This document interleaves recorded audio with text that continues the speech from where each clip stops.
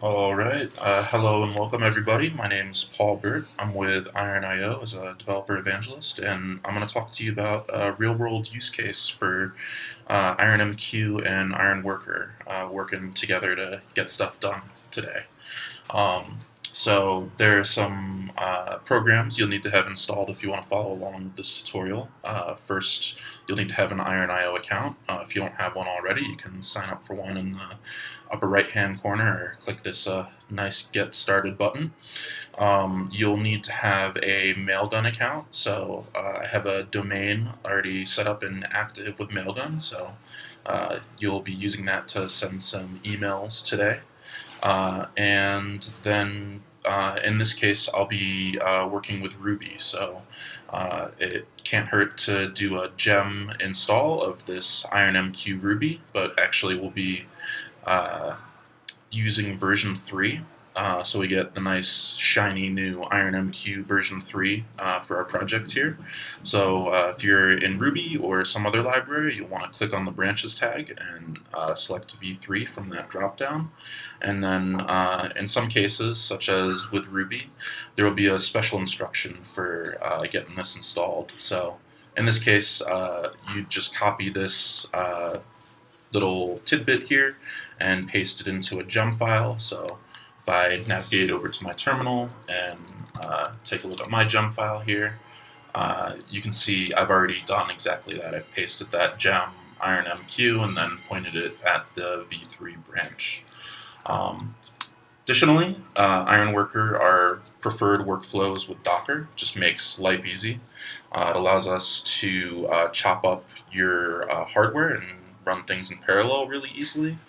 And it also makes development really easy. So the same exact code you're going to be running to test that this program works locally with Docker is going to be the same code that's running in production when you deploy this to IronWorker itself. So that makes things pretty cool.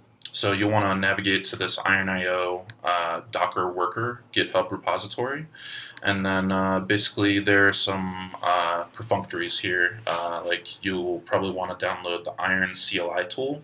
You can see there's a link to that at the top of the page here. And then basically once you've got that, you'll just pick the language you want to work with. In our case, we're going to rock Ruby today. And yeah, then Bob's your uncle. You're off to the races. So let's pop in with Ruby. Cool. So first things first, before we do any fanciness with Docker or this IronMQ gem, we need a program that does something. So I've already taken the liberty of building something like that up. The best way to do that is to actually just clone this Docker Worker repository, and you can see that I've already done that on my local machine here. But if you still need to do that, there should be a little, let's see if we go back one. Yeah, there's usually a little copy link here on GitHub, so you'll just copy that and do a command that's something like git clone and then basically this whole URL here. But like I said, I've already done that, so I don't need to. So let's just move on. So let's take a look at what's inside this Docker Worker Ruby directory. So by default, it's set up to run a simple hello world program. In our case, we want to do something a little more interesting aside from hello world. So I've modified that hello.rb script to do something with Mailgun. So let's take a look at what that looks like. Cool. So in here you can see what basic the script looks like. There's nothing strange really going on. We're basically just requiring the JSON gem and then the IronMQ and IronWorker gems for our Docker file. And then we're reading from a we're reading from a local file, and that local file is located with the environment variable payload file. This is an important piece, and we'll get to why in a little bit, but basically every time a file appears inside Docker Worker, it'll appear on the local file system and will notify the worker that of its location with this environment variable payload file. So we'll always want to read from that. So we're reading from the file. Next, we're parsing that. So the file can be in any kind of format you like, but these days it's pretty common to pass messages using JSON. So I'm not going to reinvent the wheel. I'm going to use the JSON library to parse out that list. And then basically my list is a list of emails. So I've got a sample hello.payload.json. You can see I have 2 emails in this list. It may be 1 email, maybe 2 emails. Depends on how I want to batch sending my emails out here.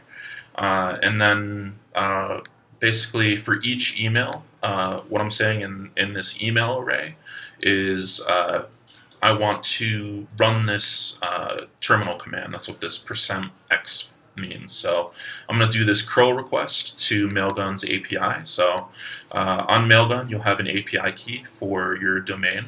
So you can find that if you click into Mailgun, domain name. And then this guy down here is the API key that you'll want to snag and paste into your file. So I've got that. And then basically the rest of this is just, some of this may look familiar. This is the URL from this API base URL. And then basically just a normal message. So I've constructed a message from Mailgun at my domain name, which is 2pp.pw. And it's going to whatever that email was from the JSON file. That's what this little hash bracket thing means. It's going to plug in that variable there. And then the subject should be hello, and we're testing some Mailgun awesomeness. So cool, it's pretty simple.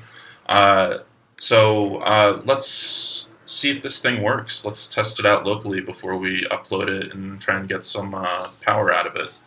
So first things first, let's head back over to Docker Worker, and we'll just follow the instructions on the screen. So in my case, I already have Iron Cli installed, so I don't need to run this step. I already have Docker installed, so I don't need to run this step. If you don't have Docker installed, follow the link through. It takes like 2 or 3 minutes to get it set up. Docker used to be really cumbersome on Macs. Nowadays it's very easy. So cool. Get that out of the way, and then choose your language. So I'm going to click into Ruby, and we'll start looking at some of the Docker commands. So this first one up here is kind of a doozy. There's a lot of commands here, but basically the way to break that down is Docker run. Telling Docker we want to run an image, have it do something. RM means just clean up after yourself when you're done, Docker. Don't leave any mess behind. And then I believe this V and W command are mounting a local volume and doing stuff with it. And then basically this iron ruby kind of command here is telling Docker the image that we want to use. So there are a number of images you can choose from. In IronWorker, we have kind of pre-configured. They're nice and tiny, but you could use any other image you wanted to if you're very experienced with Docker. If not, we got you covered. We've got good base images to work from. And then basically the important part's happening here. So we're doing a bundle install to basically install all of our dependencies. So in Ruby, this is just a really convenient way to install dependencies. So this is going to install all our dependencies inside the Docker file. So let's run this guy, make sure he works.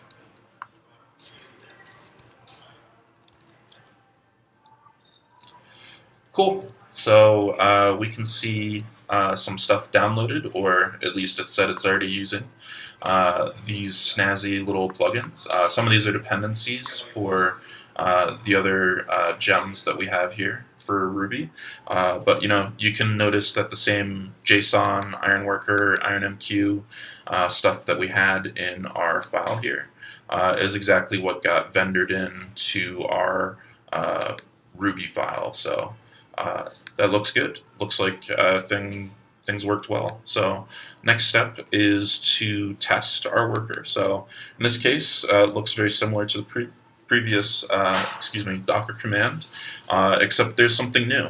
You can see there's this little E payload file. So this is basically for the test run. Instead of Docker Worker automatically placing the file, we're going to manually place the file for the payload information for the emails to be read from. I'm just pointing that at hello payload.json. And then basically the rest of this is the same. It's, we're mounting a local volume. We're running from the Iron Ruby image. And then we're basically just running ruby hello.rb as our script at the end here. So let's get this guy to run, make sure it works locally.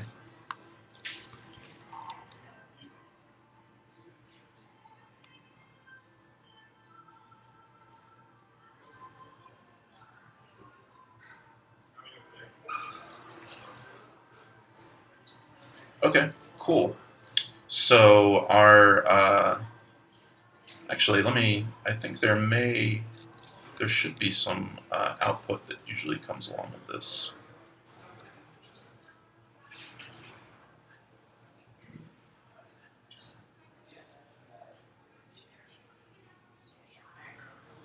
Oh, you know what? Maybe not.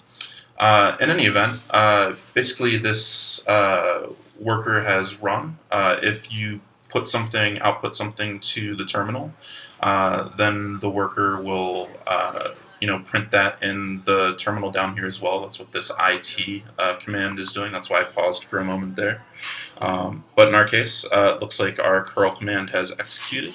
Yeah, our script should have run successfully. So looks like things are good to go. So we'll just follow the rest of these instructions to zip up our file, and then just upload it to the IronWorker using the Iron CLI tool. So you'd follow the rest of these instructions, and then you're off to the races. So after you finish these steps, you can go over to your HUD.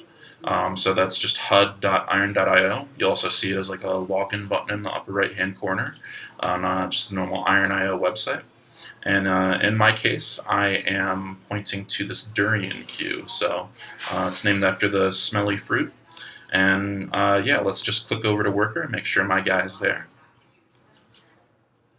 So here's just a normal tour for IronWorker. I'll click Tasks to actually see my little program, and cool.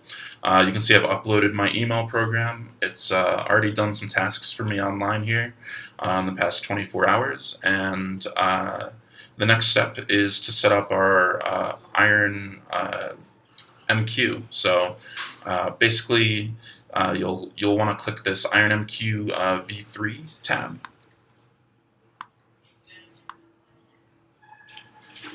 And in my case, I believe I'm on East. Beautiful. And you can see I already have a queue set up here, but this will probably be an empty screen for you. So you want to click this queue command, name your queue here, and then basically choose the type of queue you want. In my case, I want my queue to push messages out to my workers. So I'm going to choose a unicast queue to just send that message out to the email queue one at a time. And then you'll want to enter the URL for the worker you have. So in my case, it should just be something like IronWorker : // But let's confirm really quick, make sure I'm not lying to you. So IronMQ v2 actually has a nice little UI for this, even though this service is a little clunkier. So if I click into queues, and you can create a queue here, go into the gear settings,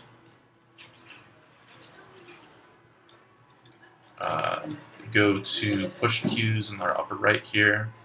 And yeah, you can see this is the exact kind of URL we want for our email queue. So it's just IronWorker : email. Let's close that guy. It's exactly what we had. You'll click create, your queue will appear, and then it's time to do something with your queue. So I already had a queue I liked, so I'm going to cancel this out. I'm going to use this address list guy, and you'll want to queue some information up. So you can do that manually just by clicking this little email icon. Oh, sorry, that email icon actually just shows information. So you'll click post message here, and you can add information to the queue this way. You can only do things one at a time here, and we're programmers, so we want to automate this as best as possible. So I'm going to actually do it through the Iron Ruby gem. So let's take a look at what that little script looks like. So I have that open here in this queue messages.rb. And you can see this is also just very similar to the other program. It's very simple. So we're just requiring the IronMQ. We're creating a new instance of that. We are connecting to the queue that we've named. So address list is the same address list here. And then basically for 10 cycles, that's what this little tidbit in Ruby means. For each of those 10 loops, we're going to create a message, and that message is this JSON snippet. So this %q is basically just saying escape quotes and read everything else normally. And then we'll send an email to stevez plus the loop number at thatmightbe.com. That's just a personal domain of mine. And then we'll post that message to the queue and notify the command prompt that we're posting the message. So let's do that guy.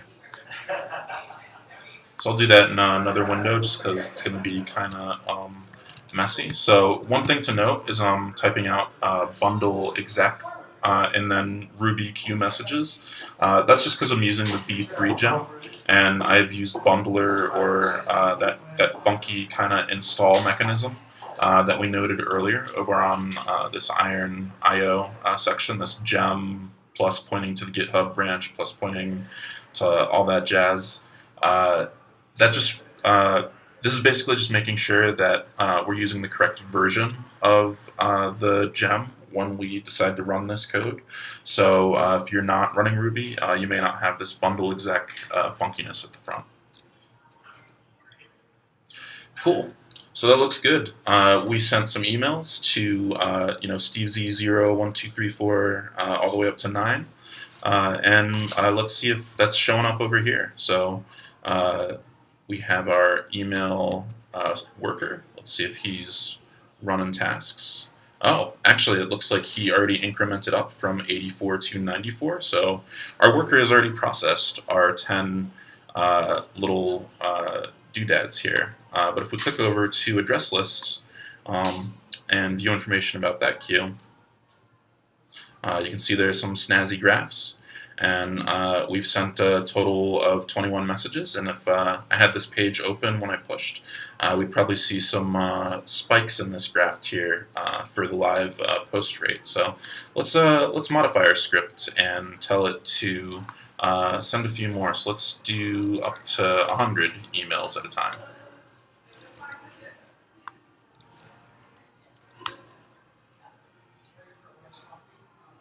So something to note is kind of for visual flourish of this demo, I'm doing this kind of ugly loop to post once for every single email I'm inputting to the queue. You won't actually need to do that yourself. There's a way to queue messages together as a batch, but like I said, it's just easy to see that things are working, and we've got 100 messages actually in the queue if I do things this way. So you can see our UI here has some nice little spikes, and then actually it looks like we've already consumed all of those emails. So those have already been pushed over to our workers.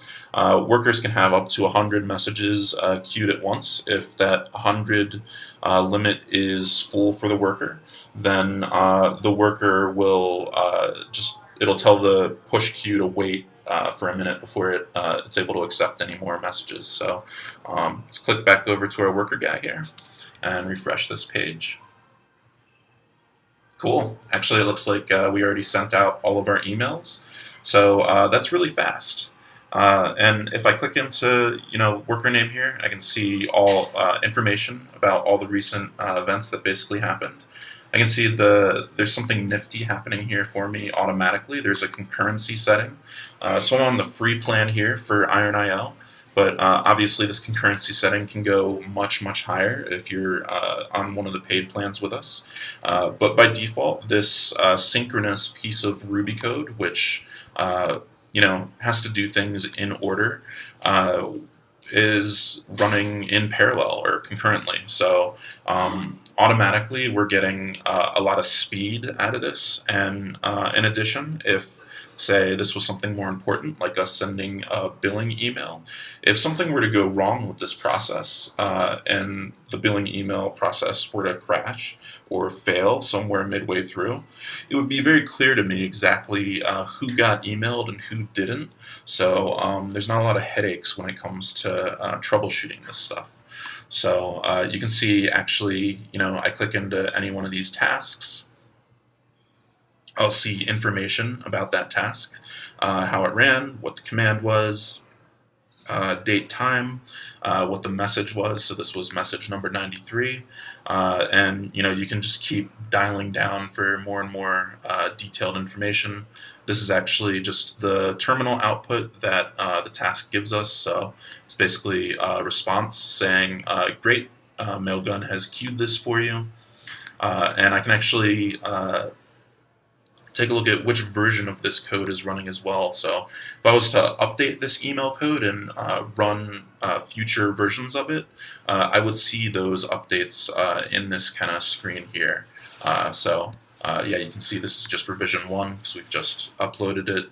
And if I wanted to add some config settings for this, those would appear as an environment variable as well. And this is just basic YAML format over here. Cool. So let's actually just verify that I'm not lying to you guys and stuff has actually sent out through Mailgun. So we'll want to check our logs over here. And we can see exactly what we wanted. We've sent all of our messages to Steve Z, telling him we've built this cool little tool. So one thing that's nice about this system, or this thinking in terms of workers as well, is you're doing small little units of work. So if I wanted to say, build a message that's more complex than just this, hey, hello, testing something from Mailgun, say I wanted to build from an HTML template and send that to the customer. I could do that as a worker itself and then export that to a queue and then have another worker consume from that queue. So the workflow, kind of creating a pipeline, is very simple. Anytime you want to add something onto your workflow, you're basically just adding another worker, adding another queue, and things flow really smoothly. So yeah. That's it. That's my demo for IronMQ and IronWorker today. Real world use case. We'll be going over other use cases in the future, like image processing and some other cool stuff. So if you have one that you'd like to see me kind of execute live, feel free to send me an email. I'm paul@iron.io. And yeah, happy coding. Let us know how you like IronWorker, and have a good one.